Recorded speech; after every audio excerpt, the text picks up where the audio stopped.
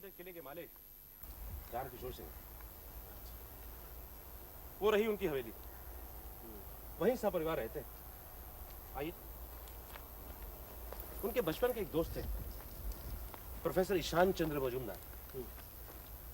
वो रिटायर होने के बाद अकेले यहीं रहते थे। एक दिन अकस्मात उनकी मौत हो गई।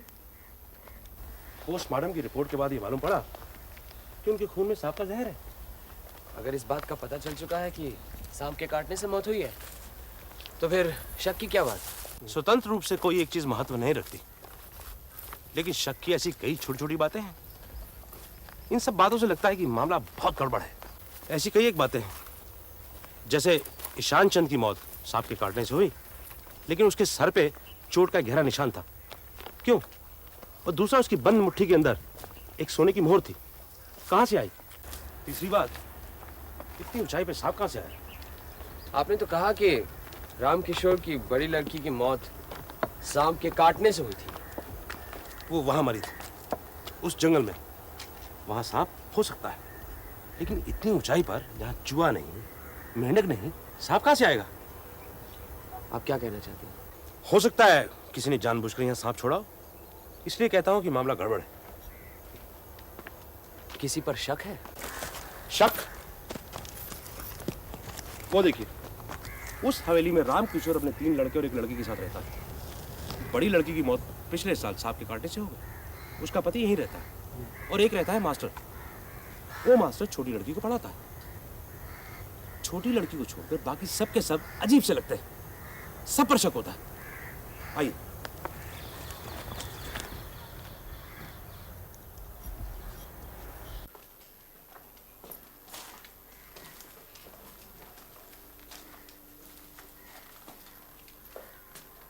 इस दीवार में सलाखें क्यों लगी हुई हैं? ये कमरा शायद पुराने जमाने में किले का दफ्तर हुआ, और इन सलाखों के ऊपर बक्सियां तख्ते रखकर वो लोग वही कायदे रखते होंगे। अच्छा, प्रोफेसर का कुछ सामान तो होगा, कपड़े वगैरह, वो सब कहाँ है? वो सब थाने में है। और उनकी मुट्ठी में जो मोहर मिली थी वो भी हमारे पास। काफी मजबूत है। चलिए नीचे रामकिशोर सिंह के परिवार से मिल लेते हैं। आइए।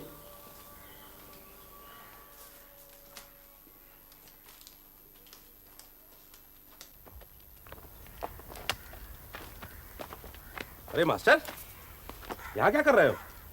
घर में वकील साहब आए हैं, सब बैठकर उनके साथ बातचीत कर रहे हैं। गदाधर और तुलसी वहाँ नहीं है, सोचा शायद यहाँ होंगे। वो तो यहाँ पे भी नहीं है। रंकेश बाबू, ये है रमापति, रामकिशोर जी के यहाँ मास्टर हैं और वहीं रहते हैं। अच्छा, आप ही रमापति हैं? अच्छा, एक बात बताइए, जिस रात ईशान बाबू गुजर गए, आप काफी देर तक उनके साथ थे, क्या बातें हो रही थी? वो बहुत पढ़े लिखे थे, उनके साथ बात करके बहुत कुछ सीखने को मिलता था। फिर उन्हें हमारे मालिक के वंश का, इस किले का सारा इतिहास मालूम था। एक डायरी में सब कुछ लिख रखा था, वही सब सुन रहा था। चले? जी आइए।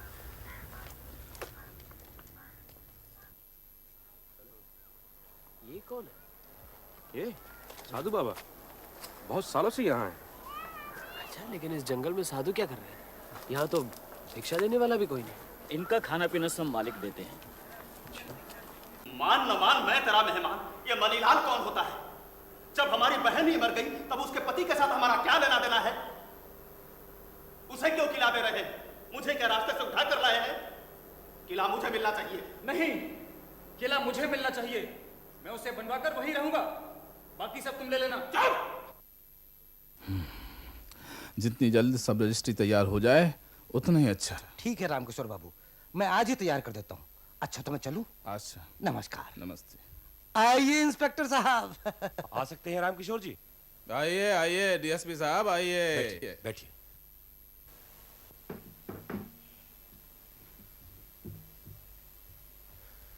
ये हमारे कलकत्ता के मित्र हैं।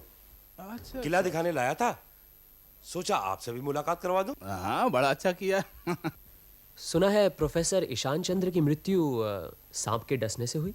ईशान मेरे बचपन का दोस्त था, वो मेरे घर आकर गुजर गया।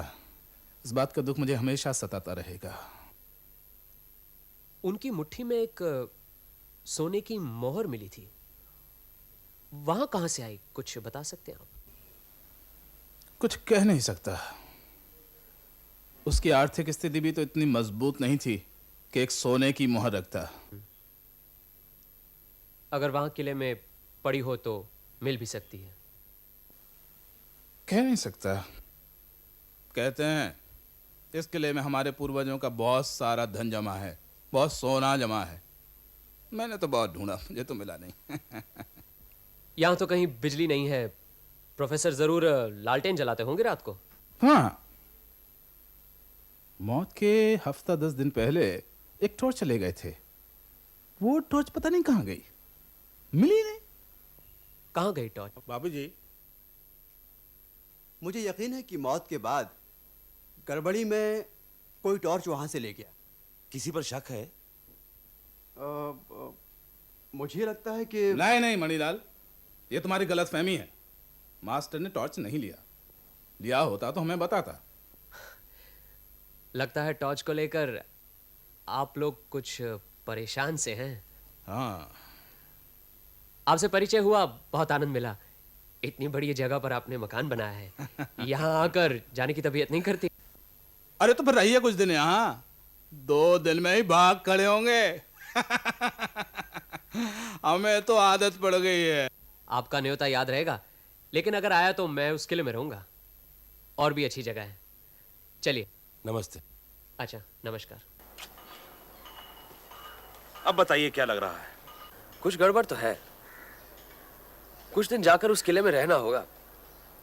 आपने गौर किया, कोई वहां खुलकर बात नहीं कर रहा था। सब कुछ खिंचे हुए से थे। और फिर कई गुत्थियां हैं, जैसे मोहर कहां से आई, टॉर्च कहां गायब हो गई। सब इस किले को चाहते क्यों हैं?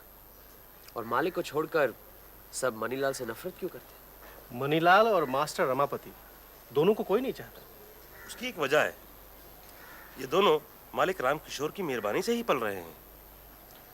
अच्छा, वहां उस किले को लेकर क्या झगड़ा हो रहा है? राम किशोर को दिल का एक दौरा पड़ चुका है।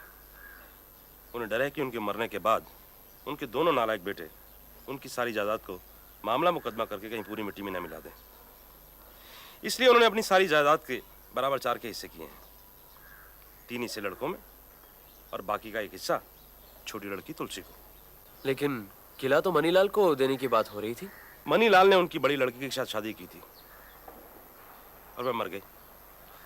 इसलिए राम किशोर ने यह फैसला किया कि वक्त आने पर अपनी छोटी लड़की की शादी वे मनीलाल से कर देंगे। और मनीलाल का मतलब है तुलसी, और जो किला है वो पड़ेगा उसके हिस्से में। इस बात को लेकर दोनों भाइयों में झगड़ा हो रहा था। ये मनीलाल कैसा आदमी है? समझदार है, अपने दोनों बड़े सालों से 1000 गुना अच्छा। इसलिए राम किशोर का भरोसा मनीलाल पर ज्यादा है। मनीलाल तो अपनी पत्नी के मरने के बाद जा रहा था, लेकिन राम किशोर ने उसे जाने से रोका। अच्छा, वो अशरफी तो दिखाइए।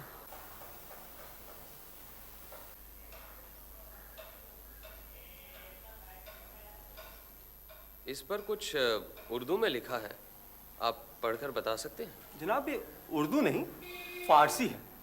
अशरफियों में फारसी में लिखने का रिवाज था।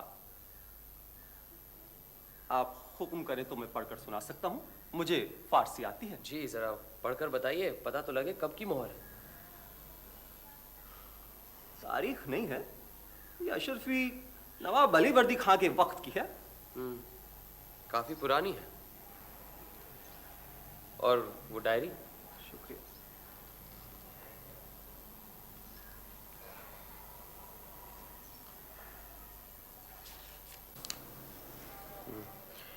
सुनो ईशान बाबू, शुरू में क्या लिखते हैं? इतिहास के इष्ट देवता अगर इंसान की बोली बोलना जानते तो वो मुहर्रम के बाजे की ताल में कहते, रुपया कमाओ रुपया कमाओ।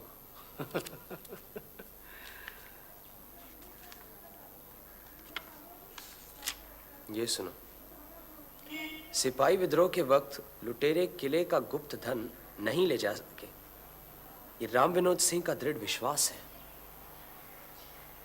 ये राम विनोद कौन है? राम विनोद राम किशोर के बड़े भाई थे। सुना है 25-30 साल पहले गुजर गए।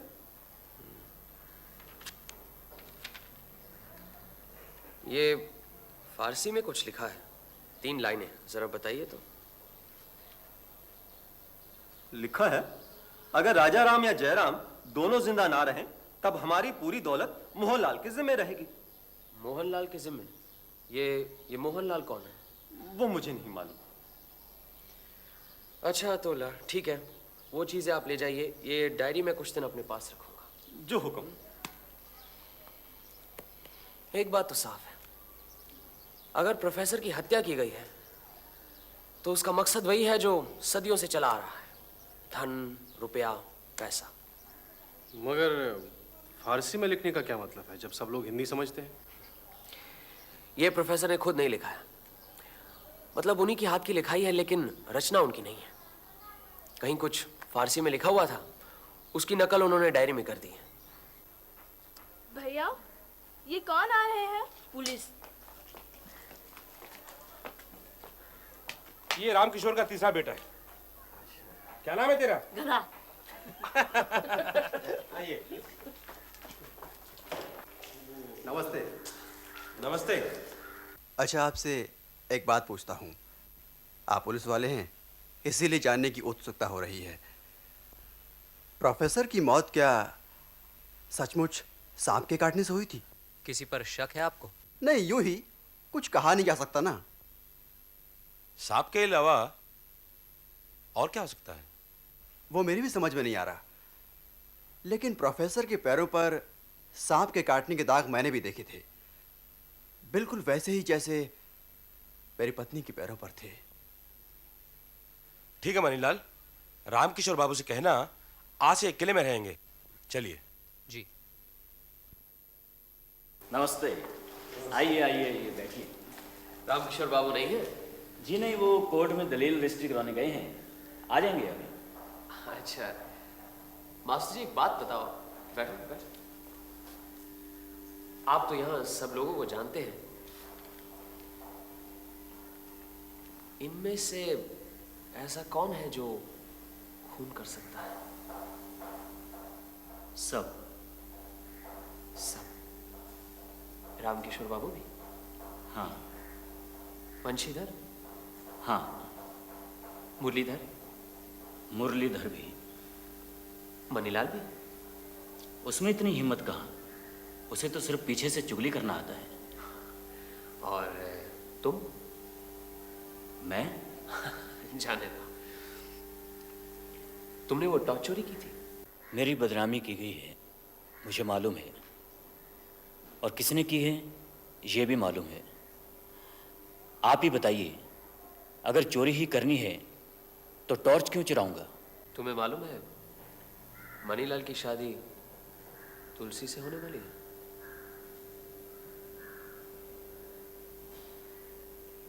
मालूम है, और ये भी मालूम है कि अगर ये शादी हुई तो अच्छा नहीं होगा। अरे आओ आ जाओ। एक बात बताऊं, तुलसी की शादी जीजाजी से होगी। अच्छा। आ जाओ तुलसी, आ जाओ। ये गदाधर बहुत शैतान है, आ जाओ। अरे यहाँ आओ ना, मेरे पास बैठो यहाँ। अच्छा एक बात बताओ, तुम्हारे पिताजी के जो मित्र यहाँ रहते थे, प्रोफेसर ईशान चंद्र, तुम कभी उनसे मिली थी? हाँ हाँ, बहुत बार। वो मुझे अच्छी अच्छी कहानियां सुनाया करते थे। अच्छा अच्छा, तुम्हारे घर में जो लोग हैं उनमें से तुम्हें सबसे अच्छा कौन लगता है? मास्टर जी, वो बहुत अच्छे हैं। हाँ? और सबसे खराब कौन लगता है? ये है तुम्हारा भाई गदाधर। नहीं, जीजा जी। वो क्यों मास्टर जी से जलता है, क्यों उनकी चुगली करता है? अगर जीजाजी से मेरी शादी हुई तो मैं उसे पहाड़ से नीचे फेंक दूंगी। अरे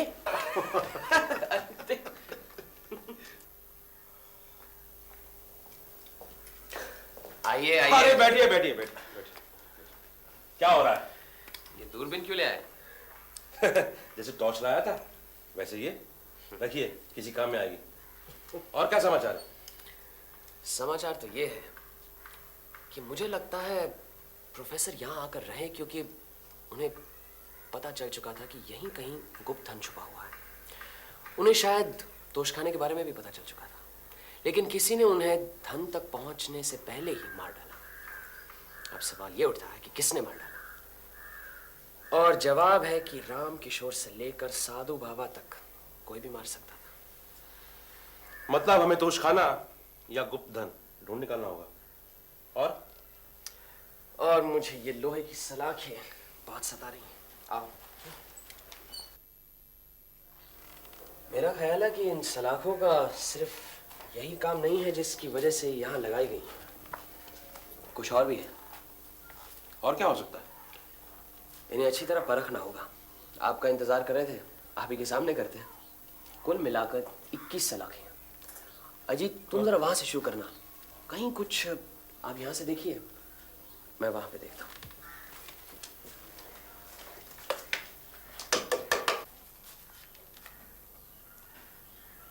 हिल रहा है, जरा इधर आइए। ये अकेले के बस का रोग नहीं है, मिलकर जोर लगाते हैं।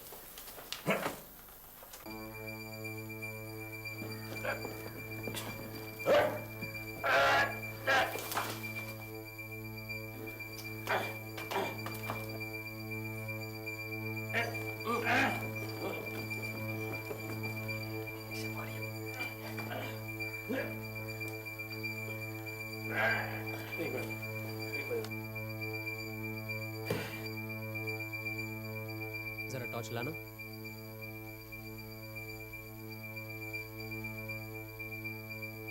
यहाँ कुछ फारसी में लिखा है, मुझे लगता है। 1 मिनट। क्या हुआ?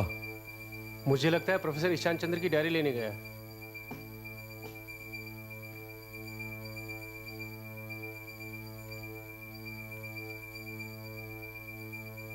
ये देख रहे हैं आप क्या लिखा है? अगर राजाराम या जयराम दोनों जिंदा न रहे तब हमारी पूरी दौलत मोहनलाल के जिम्मे रहेगी। मोहनलाल? बस काम बन गया। जरूर ये रास्ता नीचे जाता है। व्योमकेश बाबू, शाबाश, तोशखाना मिल गया। ये आप ही का आविष्कार है, इसलिए सबसे पहले आप ही उतरी।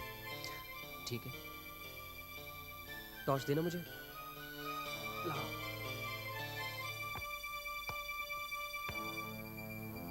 संभल के।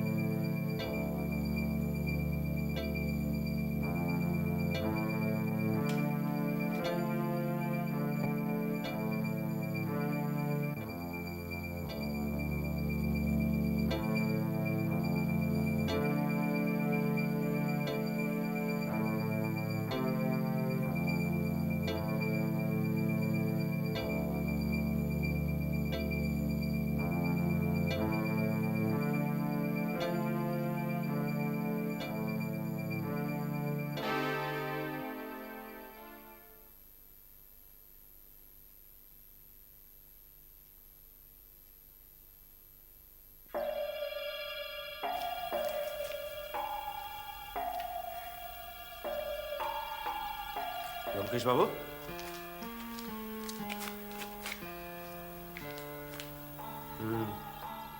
प्रोफेसर ने ये गुफा ढूंढ निकाली थी। ये टॉर्च उसी का प्रमाण है। मनीलाल कह रहा था ना वो टॉर्च नहीं मिली, ये वही है। इसे रखिए आप अपने पास।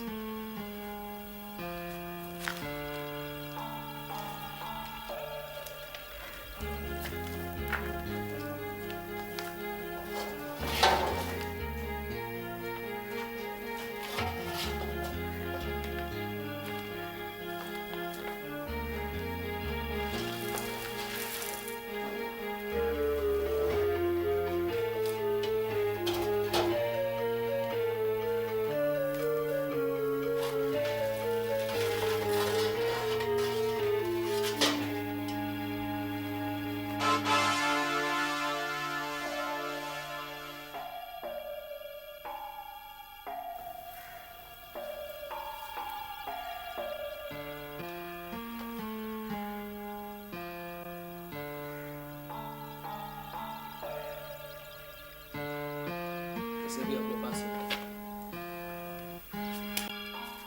मेरी तो कुछ समझ में नहीं आया, सारा धन कहाँ गया? तो सबकी सब कुंडियां खाली क्यों हैं? हमने जो कुछ भी पता लगाया उससे निराश होने की कोई बात नहीं है। एक बात तो पक्की है, प्रोफेसर ईशान चंद्र का खून हुआ है। बाकी जो रहस्य है धीरे धीरे सब पता लग जाएगा। आपको जो चूरा मिला है उसका आप केमिकल एनालिसिस करवा लीजिए। शाम को साधु बाबा से मिलते हैं, फिर उनको भी जरा टटोल लें। ठीक है, मैं चलता हूँ। अच्छा।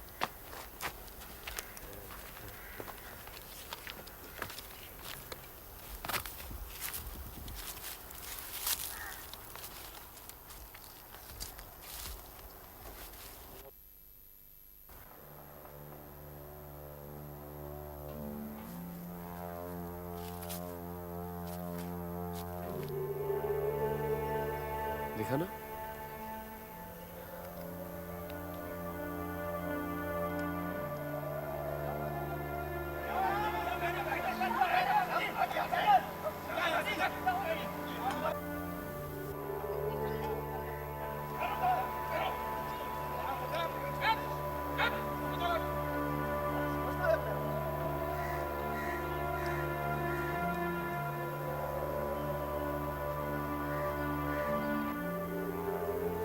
ये तुलसी के हाथ में क्या चीज थी? Fountain pen. लेकिन किस बात पर झगड़ा हो रहा था कुछ समझ में नहीं आया।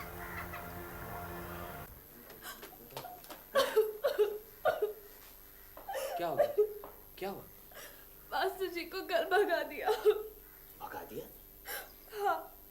अच्छा चुप रोते नहीं, क्या बात हो गई? जीजा जी के पास 2 फाउंटेन पेन है, एक उनकी अपनी और एक दीदी की शादी में मिली थी। मैंने सोचा एक मास्टर जी को दे दूं, उनके पास तो एक भी नहीं है। मैंने जीजा जी के कमरे से फाउंटेन पेन लिया और मास्टर जी को दे दिया, लेकिन उन्होंने वो नहीं लिया। कहने लगे जहाँ से लाई हो वही दे दो। घर के सब लोगों ने मास्टर जी को चोर कहा, मारा और भगा दिया।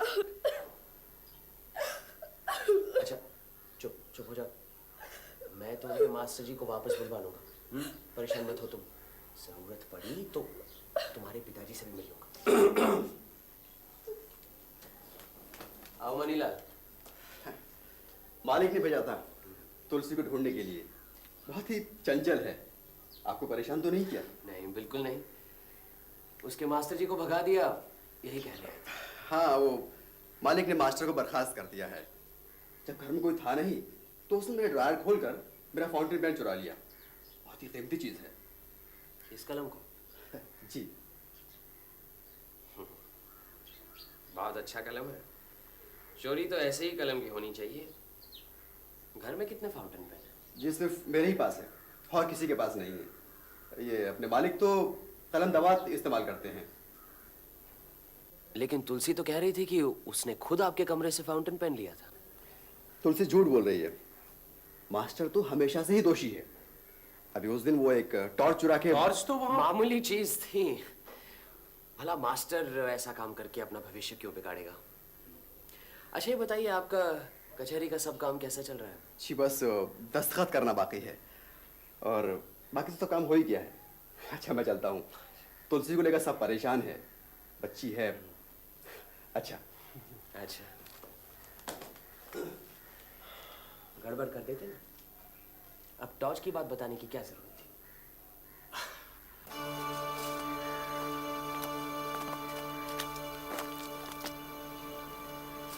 ये देखो, ये भी साधु बाबा के पास जा रहा था। हमें देखकर रास्ता बदल गया। अरे बंसीधर बाबू, अरे भाई कहाँ जा रहे थे लपकते हुए? बस यूं ही घूमने। क्यों? अच्छा अच्छा, मैं समझा साधु बाबा के यहाँ जा रहे हैं। साधु बाबा? साधु बाबा के पास मैं क्यों जाऊंगा? क्यों? साधु बाबा के पास जाने में कोई बुराई है क्या? वो आप जाने या आपके दोस्त।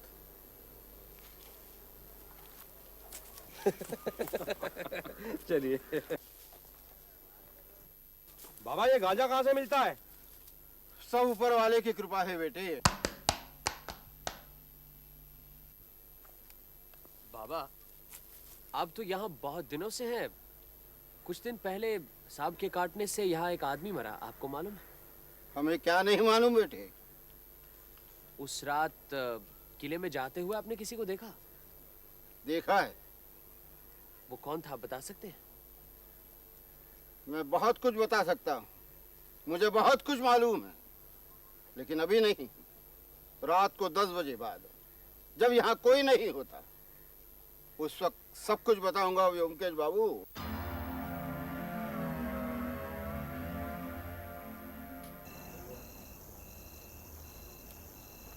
अरे रमापति, ये क्या हाल बना रखा है? आप तो सब कुछ जानते ही हैं। हाँ, तुलसी ने बताया था, लेकिन अब तक कहाँ थे तुम? जंगल में। शहर क्यों नहीं गए? यहाँ अब रहने से क्या फायदा? तुलसी। तुलसी से प्यार करते हो? उसको कोई नहीं चाहता। मैं नहीं रहूंगा तो वो मर जाएगी। अच्छा, कोई बात नहीं। आज रात तुम हमारे साथ यहाँ रहना। हम जरा साधु बाबा से मिलकर आते हैं, 1-2 घंटे में वापस लौटेंगे। तुम अंदर जाओ, वहीं सो जाना।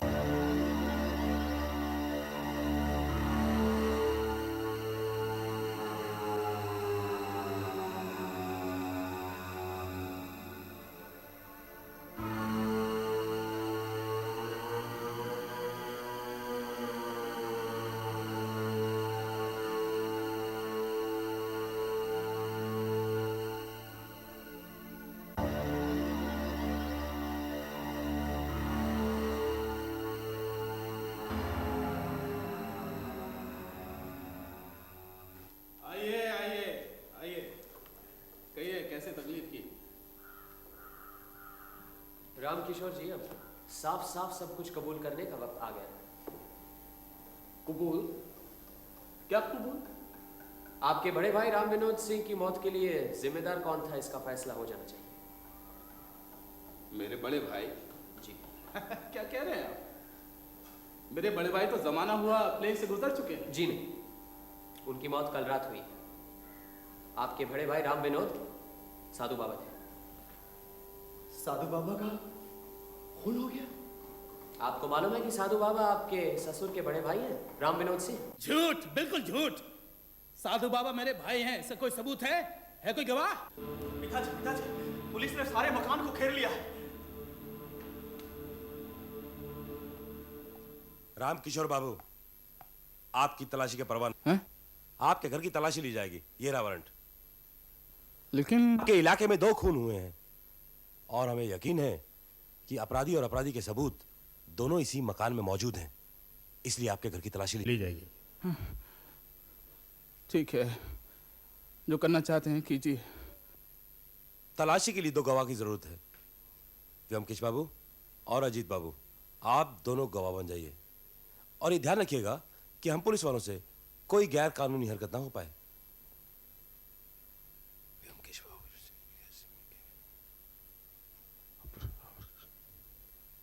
मणिलाल, हम सबसे पहले आपके कमरे की तलाशी लेंगे और आप दोनों यहीं रुकिए। चलिए चलिए। मैं देख लीजिए क्या देखना है। अगर आप अपने दोनों फाउंटेन पेन दे दें तो किसी भी तलाशी की जरूरत नहीं है।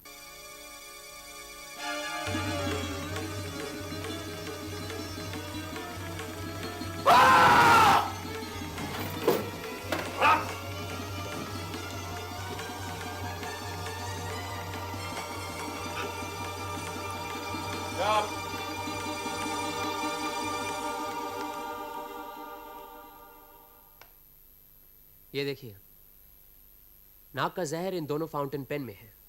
क्या? आप अपने घर में एक जहरीला नाग पाल रहे थे। मणिलाल 2 खून कर चुका है। हैं?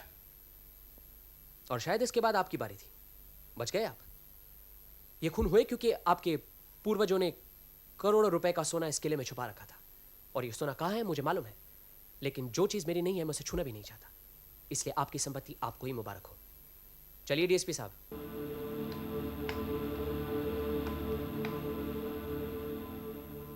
गुफा में जो सफेद चूरा मिला था उसकी केमिस्ट की रिपोर्ट आ गई है और ये चूरा था सोडियम टेट्राबोरेट। ये लीजिए। मतलब सुहागा। सुहागा किस काम आता है जानते हो? सोना पिघलाने के काम आता है। खैर, मनीलाल से जेल में लंबी चौड़ी बात हो चुकी है। उसने सब कुछ कबूल कर लिया। क्या कबूल किया? बैठिए। जिस दिन मनीलाल इस घर में आया था उसी दिन से उसकी नजर अपने ससुर रामकिशोर की संपत्ति पर पड़ी। उन्हीं दिनों यहां कुछ बंजारे आए हुए थे। मनीलाल ने उनसे कुछ सांप का जहर बरामद किया। किसी तरह उसकी पत्नी हरिप्रिया को मनीलाल के इरादों का पता लग गया था, इसलिए सबसे पहले उसने हरिप्रिया को इसी जहर से रास्ते से हटा दिया और साथ ही साथ रामकिशोर की सारी सहानुभूति अपनी तरफ खींची। अब रामकिशोर ने अपनी बेटी तुलसी की शादी मनीलाल से पक्की कर दी। 2 साल बीत गए, तुलसी शादी लायक बन गई। फिर यहाँ प्रोफेसर ईशान चंद्र आए, साथ ही साथ साधु बाबा यादव के। अब करीबन 25-30 साल पहले दोनों भाई रामकिशोर और राम विनोद मामूली व्यापारी थे। शहर में प्लेग फैला, राम विनोद बीमार पड़ गए। रामकिशोर प्लेग के डर से वहां से भाग गया। उसे यह नहीं पता था कि 25-30 साल बाद बड़े भाई से मुलाकात होगी और उसका बड़ा भाई साधु बाबा के भेष में होगा। उसने चाहा कि बड़ा भाई राम विनोद तीर्थ स्थान पर मठ बनाकर रहे, खर्चा भी देने को तैयार हो गया। लेकिन बड़े भाई ने साफ इनकार कर दिया। जंगल में रहने लगा साधु बाबा के भेष में और अपने छोटे भाई को कोसने लगा। असल में प्रोफेसर ईशान चंद्र और राम विनोद दोनों मित्र थे। हो सकता है प्रोफेसर ने ही राम विनोद उर्फ साधु बाबा को यहां बुला लिया हो। इस वक्त सब लोगों को यकीन हो गया कि किले में करोड़ों का गुप्त धन छुपा हुआ है। इधर प्रोफेसर ईशान चंद्र ने किले में गुप्त धन का पता लगा लिया था। प्रोफेसर की उम्र हो चुकी थी, दुबले पतले आदमी थे। अकेले पत्थर कैसे हटाते मालूम है? हम तीनों ने मिलकर पत्थर हटाया था। अब प्रोफेसर ने किसी से कुछ नहीं कहा, रामकिशोर से भी नहीं, साधु बाबा से भी नहीं। लेकिन उन्हें एक सहायक की जरूरत थी। उन्हीं दिनों 2 नौजवानों से अक्सर वो मिला करते थे। एक तो मास्टर रमापति, दूसरा मनीलाल। प्रोफेसर को लगा कि मनीलाल ही ठीक है, हट्टा कट्टा है, दोनों सालों से नफरत भी करता है। तय हुआ कि जो कुछ भी मिलेगा आधा आधा बांट लेंगे। एक रात दोनों ने मिलकर पत्थर हटाया। फिर मुझे लगता है कुछ ऐसा हुआ होगा। नीचे का रास्ता देखते ही मनीलाल फौरन टॉर्च लेकर नीचे उतर गया। लेकिन प्रोफेसर का ध्यान पत्थर के पीछे खुदाई की हुई लेखनी पर पड़ा। उसने फौरन अपनी डायरी निकालकर उस फारसी भाषा की नकल कर ली। इधर नीचे मनीलाल एक कोने में खड़ा हो गया, उधर प्रोफेसर नीचे आया। उसके पैरों ने किसी चीज को महसूस किया। प्रोफेसर ने उसे उठाया। वो एक अशर्फी थी। उन्होंने फौरन मुट्ठी बंद कर ली, हल्के से पुकारा, मनीलाल। तभी मनीलाल ने जोर से उसके सर पर टॉर्च से वार किया। प्रोफेसर गिर गया। मनीलाल ने अपनी जेब से फाउंटेन पेन निकाला और पैर की एड़ी के पास जोर से पेन की निब घुसाकर जहर अंदर डाल दिया। फिर उसकी लाश उठाकर मनीलाल बाहर ले आया। मैंने जेल में मनीलाल से पूछा कि प्रोफेसर को मारने के बाद उसने कुंडों के अंदर क्यों नहीं देखा। उसने जवाब दिया, सब कुछ तो मिल गया था, फिर एक लाश और इतनी सारी मोहरें वो एक साथ बाहर कैसे निकालता।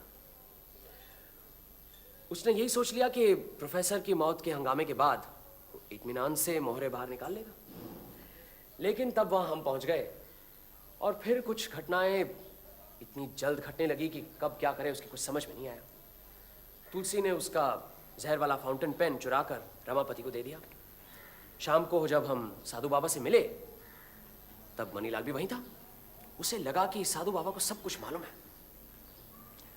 उसने समझा कि रात 10 बजे के बाद ही साधु बाबा हमें सब कुछ बता देगा। घबरा गया। फैसला कर लिया कि 10 बजे के पहले ही साधु बाबा का सफाया कर देगा, और वही उसने किया। लेकिन गुप्त धन के रहस्य की बात का अब तक कोई खुलासा नहीं हुआ। माफ कीजिएगा, अनजाने में बड़ी गलती कर बैठा हूँ। और मास्टर, तुम पर तो मैंने बहुत अत्याचार किया। अब तुम मेरे साथ घर वापस चलो। चलो आइए, पहले बैठिए तो सही। लीजिए, अपनी अमानत संभालिए।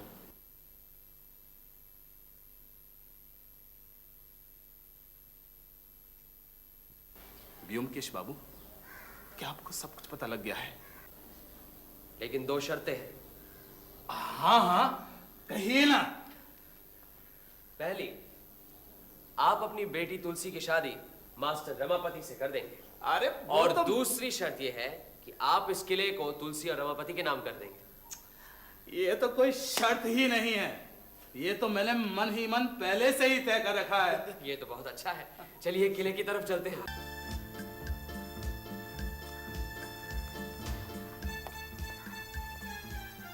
आप जो बरसों से ढूंढ कर न निकाल पाए, प्रोफेसर ईशान चंद्र ने एक ही महीने में सब ढूंढ निकाल लिया था। उसकी वजह भी थी, प्रोफेसर पुरातत्व शास्त्र से परिचित थे। कहां ढूंढना चाहिए ये उन्हें मालूम था। औरंगजेब के मरने के बाद मुगल सल्तनत टूटने लगी थी, सारे देश में अशांति फैली हुई थी। राजा जानकी राम बिहार में शासन करते थे उस वक्त। अपनी धन संपत्ति रखने के लिए उन्होंने ये किला बनवाया था। उनकी चौथी और पांचवी पीढ़ी में राजाराम और जयराम थे। राजाराम ने अपनी सारी धन संपत्ति सोने के रूप में रखी हुई थी। फिर सिपाही विद्रोह हुआ, चारों तरफ लूट मार शुरू हो गया। लूट मार में दोनों मारे गए, लेकिन लुटेरों को तोशखाने का पता नहीं चला, इसीलिए वो कुंडे आज भी साबुत हैं। अब जयराम के दो बेटे थे, राम विनोद सिंह यानी कि साधु बाबा, और आप रामकिशोर सिंह। रामकिशोर सिंह ने फिर से अपने पूर्वजों का ये किला अपने कब्जे ले लिया। वहां प्रोफेसर ईशान चंद्र को तोशखाने के बारे में पता चल गया। कहीं पड़ी हुई उन्हें एक अशर्फी मिली। उन्हें एक शिलालिपि भी मिली जिसमें लिखा था कि राजाराम और जयराम दोनों अगर जिंदा न रहे तो उनकी सारी धन संपत्ति मोहनलाल के जिम्मे रहेगी। अब सवाल यह उठता है कि मोहनलाल कौन है? पहले तो मेरी भी समझ में ये बात नहीं आई। फिर सोचते सोचते प्लासी की लड़ाई पर एक कविता याद आई। बार बार फिर तोप गरजा, गरजा गिरधर लाल। गिरधर लाल मतलब तोप। उस जमाने में बड़े बड़े शूरवीरों के नामों पर तोपों के नाम रखे जाते। फिर बिजली की तरह बात दिमाग में कौंध गई कि मोहनलाल कौन है, किसके जिम्मे इतनी सारी धन संपत्ति रखी गई है। यह रहा आपका मोहनलाल। तो क्या सारा सोना तोप के नीचे गड़ा हुआ है? नहीं, जमीन में नहीं। सारा सोना इस तोप की लंबी नली के अंदर डालकर इसका मुंह बंद कर दिया गया। अरे तो फिर देर किस बात की है? मुंह से मिट्टी हटाकर मोहरे निकालते हैं। मोहरे? कहाँ है मोहरे? आपके पूर्वज राजाराम ने एक ऐसी तरकीब निकाली जिससे कि अगर लुटेरों को इस सोने के बारे में पता भी चल जाता तो वो उसे यहाँ से नहीं निकाल पाते। क्या मतलब? मैं कुछ समझा नहीं। डीएसपी साहब, आपको याद है जब हम गुप्त धन की तलाश कर रहे थे, गुफा के नीचे उतरे थे, तब हमें क्या मिला था? चमड़े की धौकनी, चूल्हा और ढेर सारा सुहागा मिला था। राजाराम ने सारी मोहरे गलाकर इस तोप की नली के अंदर डाल दी। अब इसके अंदर है एक लंबा पुख्ता सोने का खंबा। फिलहाल मिट्टी हटाकर ये देख सकते हैं कि मेरा अनुमान ठीक है या नहीं। गौरीशंकर, जरा यहाँ आना।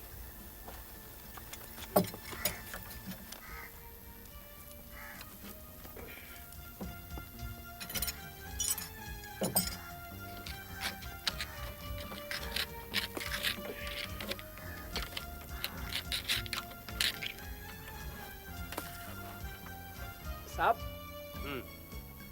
और मट्टी नहीं है, अंदर काफी सख्त है। ठीक है, इसके मुंह पर कपड़ा रख के अच्छी तरह से साफ करो। अच्छा, आइए, पहले आप इस सोने के दर्शन कीजिए रामकिशोर जी। देखिए,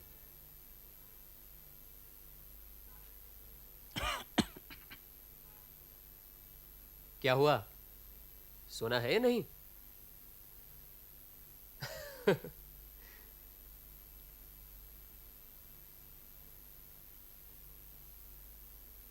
सोना है? हाँ है। चलो रमापति, अब तुम देखो, संपत्ति तुम्हारी है ना? चलो। आ जाओ आ जाओ।